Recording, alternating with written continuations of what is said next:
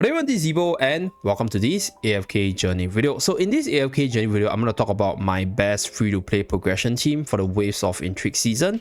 And other than talking about the units and explaining their roles in the team, I'll also be talking about the build up to the team, right? What are the units you can build before if you don't have the units that I have, or you have a different gacha luck, right? The characters that you get are very different and you can't actually get certain units to certain tiers, for example. That's where the build up comes in. You can build other units first and then slowly build towards this team. And I'll also be talking about future upgrades in terms of what the other units you can build to add into the team, or just have a stronger team variety with whatever units you have right now. So first of all, let's start with the team introduction. So I have the team right here, consisting of Lilimay, Iron, and Tendra, Smokey, as well as Coco. So Lilimay is the main carry for the team with the ability to snipe off key targets, as well as the ability to do massive damage. Generally one of the best character in the game for free-to-play players because she's very versatile all around. One of the most powerful Dream Realm characters as well, so very good for progression and very good character as a whole. Especially if you're free-to-play, you should definitely go for her because she is that good. Okay, so next one we have Coco and Smokey. So this smaller duo has been pretty dominant in terms of your AFK progress pushing. So together with Antandra, these three Mauler units forms the core for a lot of early game pushing. So previously, before Lilimay came online, before I decided to commit to Lilimay, my carry of choice was actually Odie. So if you have seen some of the older videos with regards to the earlier iterations of this team, this team would be Cisia together with the Maulers, and then maybe you have Brutus in the front line. But right now, I think Cisia is just not a unit that scales really well into the mid to late game. And even in the new season itself, I think Cisia generally just ain't as powerful as she used to be when you first start the game. So I wouldn't encourage people to continue investing in Cisia because her late game power is just not as good, right? You did rather focus on Odie, which offers more late game power, more versatility across the different game modes, and just more factional synergy with these three units right here. And then, right, put Lilimay on your wish list to hopefully get as many copies of her as possible to get her online to be your main carry. So that will be the build up for the carry slot. But if you don't have Lilimay, or your Lilimay gacha luck is just not that good, then you can just use Odie first, get Odie to Mythic Plus, and then manual the ultimate to pin down key targets for progression purposes. So that's for the carry slot. And then for Coco and Smokey, I don't think there are like decent replacement for them, at least in the early to mid game phase, because these units, they are just like natural build-ups that most account wants to go for if you are new to the game, right? Because for the Mauler side, A-level characters, you have a few good ones, but in general, Coco and Odie, they are the best that you can choose. So obviously, putting Coco on your wish list, you can access her easily. You can get her to Mythic Plus to get the additional shield to keep your team survival going. And Smokey obviously has always been a really good unit. So now, my Smokey doesn't have the EX weapon yet, but eventually, the next power up that I'm looking to do is to get him to Mythic Plus to unlock the EX weapon, so my Smokey can actually do additional damage to burn down the enemy itself. So the last unit, right, Antandra, or the last two unit is the second last unit is Antandra. So I'll talk about Iron later on. Antandra is there for the additional shielding from her third skill. So I mean second skill. So Antandra has, I'll say, decent stat to be tanky, to just absorb a little bit of damage on the front line when you pair her up with all the upgrades from the equipments from the tank portion. And on top of that, she has this shield formation which shields the foremost ally when the battle starts and gains the shield on herself as well. So if the target that she's shielding is very tanky or has decent tiers and stats, then she will get quite a bit of shield on herself. So other than protecting the frontmost ally, she will also be protecting herself in one way or another, which makes her a pretty decent semi-frontliner in the team itself, right? So if you don't have Iron, for example, then you can obviously use the likes of Danny, you can use the likes of Torrent, or even the likes of Brutus as your frontliner for a little bit. Obviously, I think the stronger your frontliner, the more stats perhaps you can get off the shield of Antandra, and that's where she will be able to tank better. But generally, if you don't have a good tank, right, you can go with this formation, because right now what I'm trying to do is I'm positioning Smokey in the middle so the aura reach out to as many allies as possible, and I put Antandra side by side so that Antandra can run forward and then draw the attention while still shielding Smokey, which is the frontmost ally, in the same line as her. So that's the reasoning for this positioning. And then the reason why Lily May is here is because I kind of want to keep her safe, and this is a very safe attack range where Lily May would be able to use the skill and then jump, and then she will move forward 1 tile while still being inside Smokey's cloud. So she's able to output damage safely while getting the buffs and heals from Smokey. And then Coco obviously beside Smokey. I think Coco's positioning is quite flexible. Just don't put Coco in front of Smokey, because you want to shield Smokey with Antandra. And same thing, don't put Lily May in front of Smokey. Just put anywhere behind, I think is fine, depending on where your enemies are positioned. And then the last unit in my team is Iron.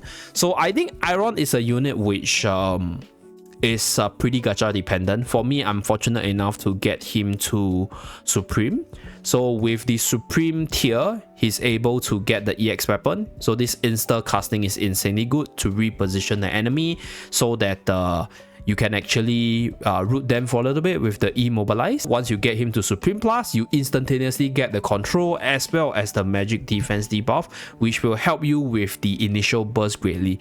On top of that, Iron is also a semi-tank for the team with the additional shielding as well as the dodge rate increase, which will help him stay alive for a little bit longer. So the frontliners are Iron as well as Antandra.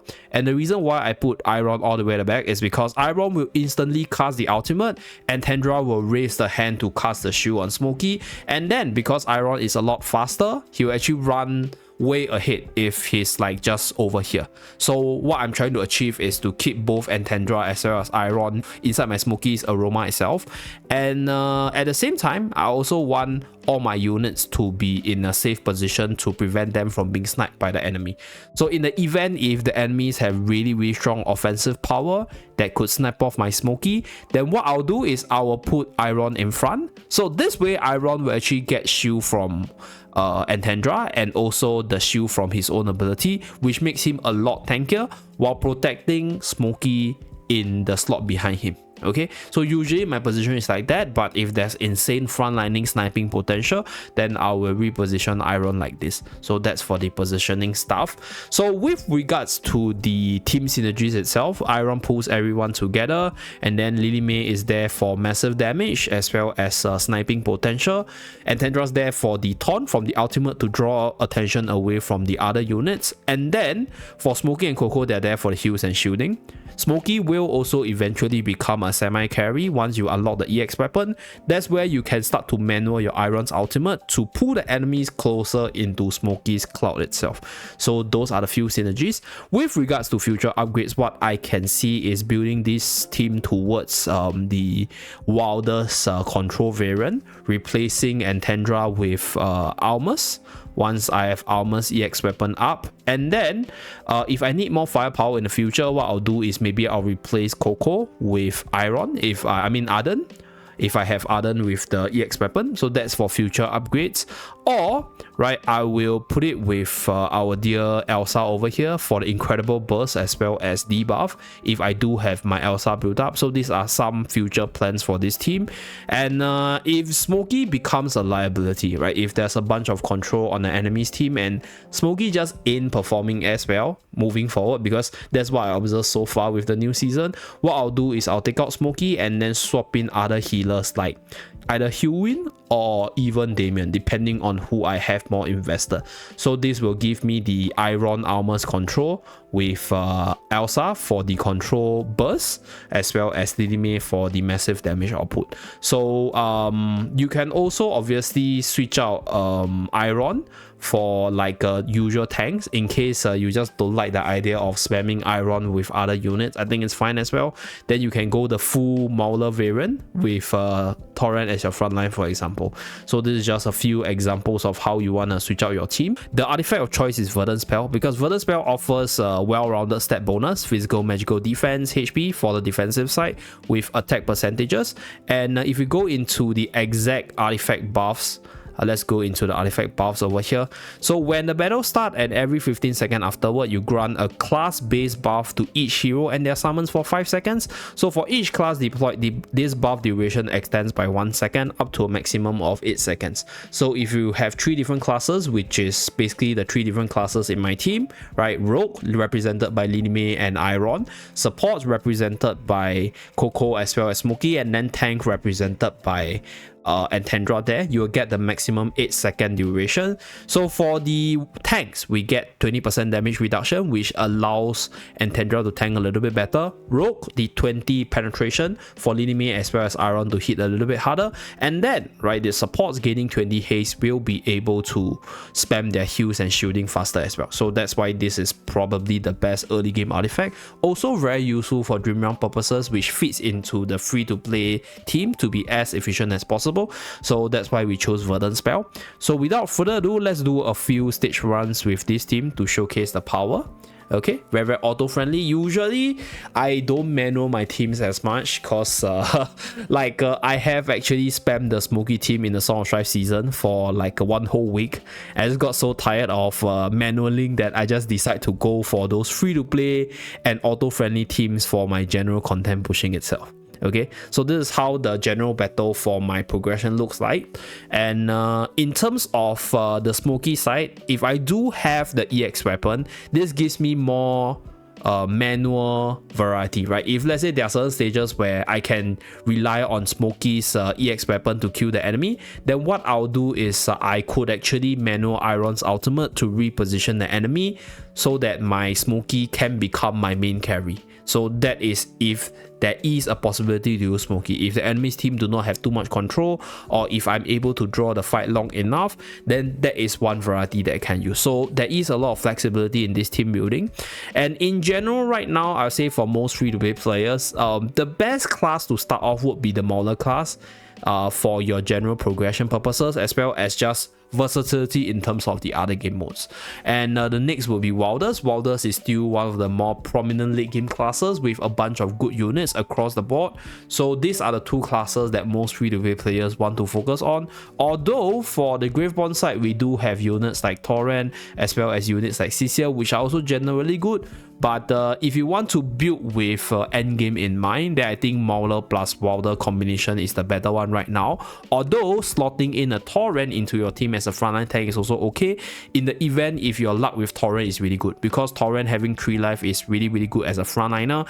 That way you might not even need Antandra in the team. You can just run, for example, 3 Maulers like OD with Smokey and Coco, and then you use Torrent together with Linime without Iron. So that is another possibility for you guys in case your gacha luck is a little bit different. So that's for the general content push side. And I guess that's pretty much it for this showcase as well as team explanation.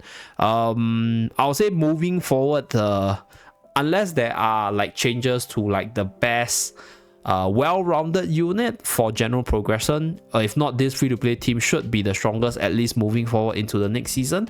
And another thing that you guys might want to take note of with regards to this team is that there are certain stages where the enemies hit really hard that your Linime just doesn't build up enough damage. So that's where you know, okay, this team is maybe not strong enough yet. So that's where you can just AFK a little bit, get enough resources to level up the characters in order to continue progressing. So there will be stages where you get stuck, obviously, because like there are some level deficits, there are some countering in terms of mechanics, but this team generally has been performing pretty well for me as a free-to-play player on my test server account. So that's it for this video. Thank you very much for tuning in. Remember to like and subscribe to see more. See you guys again in my next video. Bye guys.